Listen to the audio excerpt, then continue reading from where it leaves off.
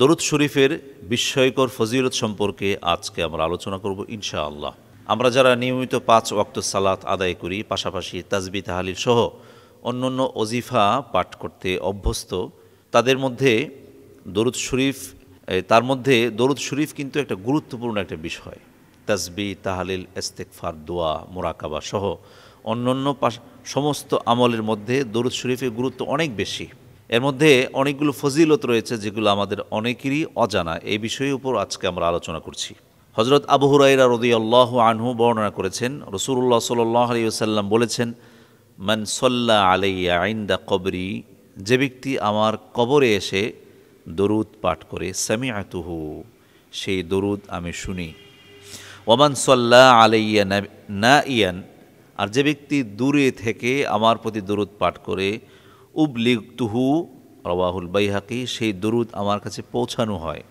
পৃথিবীর যে কোনো প্রান্তে কোনো মুসলমান যখন হুজুর সাল্লাল্লাহু আলাইহি ওয়াসাল্লামের প্রতি সলাত মানে দরুদ পাঠ করে, এই দরুদ নবী করিম সাল্লাল্লাহু আলাইহি ওয়াসাল্লামের কবরে তথা রওজা মুবারকে পৌঁছানো হয়। আর যেই দরুদ হুজুর সাল্লাল্লাহু আলাইহি ওয়াসাল্লামের কবরের পাশে গিয়ে পড়া হয়, সেই দরুদ নবীজি কবর থেকে শুনেন। সুবহানাল্লাহ। উমর ইবনে খাত্তাব রাদিয়াল্লাহু আনহু বর্ণনা করেছেন, ইন্না দুআ মাওকুফুন বাইনাস সামাই ওয়াল আরদ, নিশ্চয়ই দোয়াসমূহ আসমান এবং জমিনের মাঝখানে ঝুলন্ত থাকে।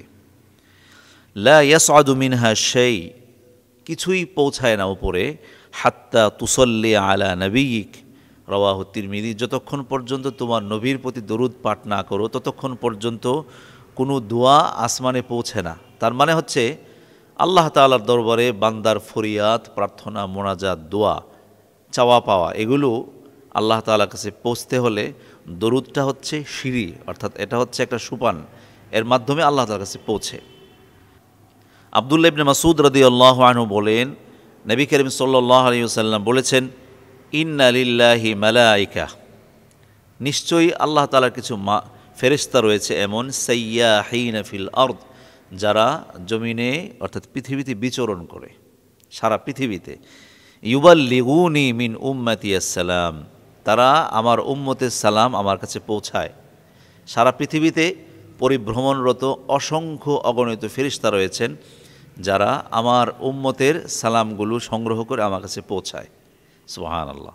আবার অন্য হাদিসে এসেছে, হযরত আবু হুরায়রা রাদিয়াল্লাহু আনহু বলেন, রাসূলুল্লাহ সাল্লাল্লাহু আলাইহি ওয়াসাল্লাম বলেছেন, মা মিন আহাদিন ইউসাল্লিমু আলাই, যে ব্যক্তি আমার প্রতি দরুদ পাঠ সালাম পাঠ করে, ইল্লা রদ্দাল্লাহু আলাইয়া রূহি, আল্লাহ তাআলা আমার রুহু ফেরত দেন, অর্থাৎ আমাকে আল্লাহ তাআলা রুহু আবার প্রদান করেন, যাতে আমি হাত্তা আরুদ্দা আলাইহিস সালাম, ওই ব্যক্তির সালামের জবাব দিতে পারি। তার মানে হচ্ছে যে ব্যক্তি দূর থেকে, অর্থাৎ রাসূলুল্লাহ সাল্লাল্লাহু আলাইহি ওয়াসাল্লামের রওজা থেকে বহু দূর থেকে সালাম পড়ে নবীজির শানে, ওই ব্যক্তির সালাম রাসূলুল্লাহ দরবারে পৌঁছানো হয় কবরে।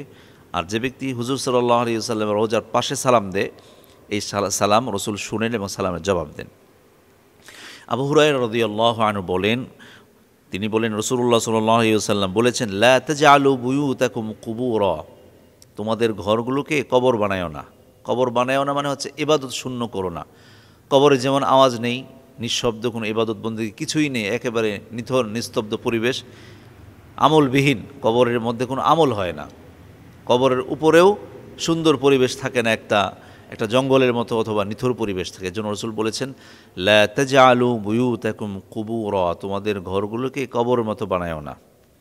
ওয়ালা তাজআলু কবরি ঈদা, এবং আমার কবরকে তোমরা আনন্দ উৎসবের কেন্দ্র বানায়ও না, অর্থাৎ এখানে কোনো ধরনের আনন্দ উৎসব অথবা কোনো ধরনের বিদআত, শিরিক ইত্যাদির অনুষ্ঠানের কেন্দ্র বানায়ও না। তারপরে ওয়াসাল্লু আলাইহি, আমার প্রতি দরুদ পড়ো, ফা ইন্না সলাতাকুম তুবাল্লিগুনি হাইসু কুনতুম, রাওয়াহুন নাসাই, যেখানেই তোমরা দরুদ পড়ো না কেন সেই দরুদ আমার কাছে পৌঁছানো হয়।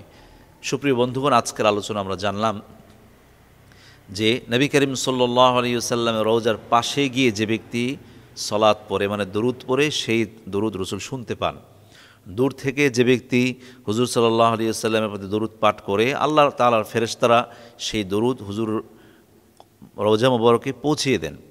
আবার যে সমস্ত দোয়া আমরা করে থাকি সমস্ত দোয়া আসমান এবং জমিনের মাঝখানে ঝুলন্ত থাকে যতক্ষণ পর্যন্ত নবীজির প্রতি দরুদ পাঠ না করা হয়। আল্লাহ তাআলা দরবারে আমরা হুজুর সাল্লাল্লাহু আলাইহি ওয়াসাল্লামের প্রতি বেশি বেশি দরুদ পাঠ করার যোগ্যতা এবং সময় সুযোগ তৌফিক চাই। আল্লাহ তাআলা কবুল করুন, আমিন। আসসালামু আলাইকুম ওয়া রাহমাতুল্লাহি ওয়া বারাকাতুহু।